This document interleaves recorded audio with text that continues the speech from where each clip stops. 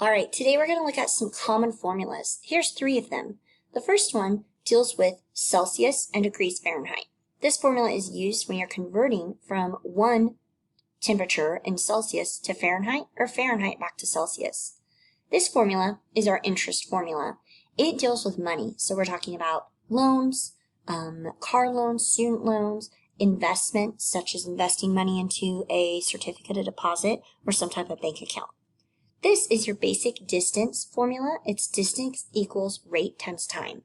So you're going to use this when you're talking about how fast someone runs or how far a car goes. This is where this formula is going to come in. So in this case, the example we're working on is talking about temperatures. So I know just right off, this is the formula that I'm going to need to use. I'm going to go ahead and write it in the space provided. C is the degrees Celsius, F is the degrees Fahrenheit. So our problem is, a fever is generally considered to be a body temperature greater than 100 degrees Fahrenheit. Your friend has a temperature of 37 degrees Celsius. Does your friend have a fever? Well, 37 is in Celsius, so it goes where the C is. Now we want to convert it to Fahrenheit, and then we'll be able to know if they have a fever or not. Now, 5/9 you could distribute to F into -32, but it will end up with some pretty crazy decimals or fractions. What I would do, and I'd like you guys to get used to, is instead of trying to distribute every time, if we just need to move the 5/9, let's multiply by the reciprocal. The reciprocal is where we change the denominator up to the numerator and vice versa, the numerator down to the denominator. What this does is it's going to let us say 9/9 is 1 and 5/5 is 1. So it simplifies out. Another way it works is 9 times 5 is 45, and on the bottom, 5 times 9 is 45, and 45/45 is 1. And so that's how that works. But remember, what you do to one side of the equal sign, you must do to the other. So on this side, I'm going to go ahead and I'm going to take 9/5 times 37, and I get 66.6 exactly. Now I still have over here F minus 32. So to get the F alone, I'll just add 32. And then I will end up with 98.6. So since a temperature of 100 degrees, greater than 100 degrees, is considered a fever, I can safely say that, sorry about that crazy stuff happening, that 98.6 degrees means my friend does not have a fever. All right, let's go ahead and look at example 7a.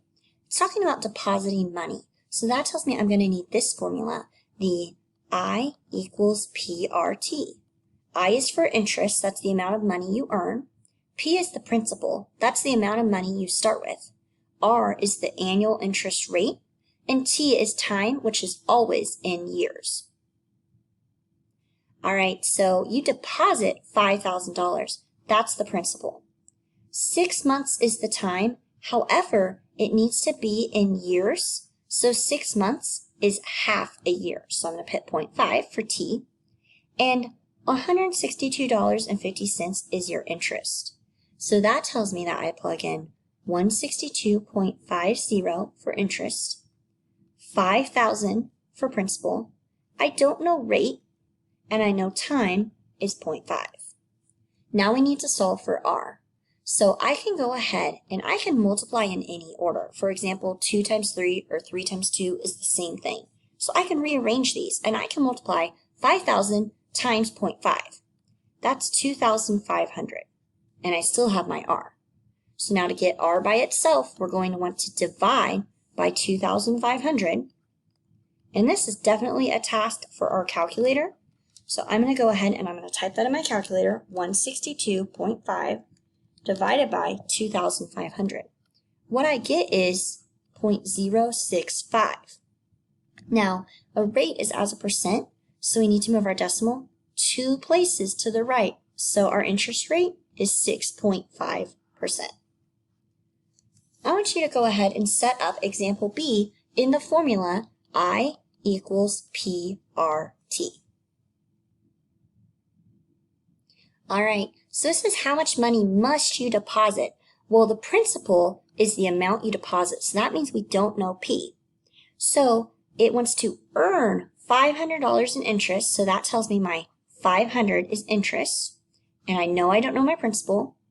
5 years is my time, and 4% is my rate. However, I have to put my rate in as a decimal. So what I need to do is I need to move it back 2 places. So I'm actually going to do 0.04.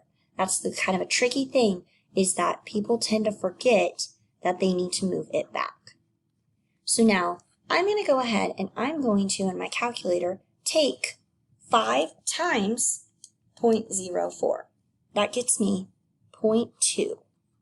That's times P, so I'll divide by 0.2 to find how much money I have to invest at the very beginning to earn that specific amount of interest. So when I divide 500 divided by 0.2, I get 2,500, and that's talking about dollars, so you need to invest $2,500 for 5 years at 4% to earn an interest, which is the money you earn, of $500.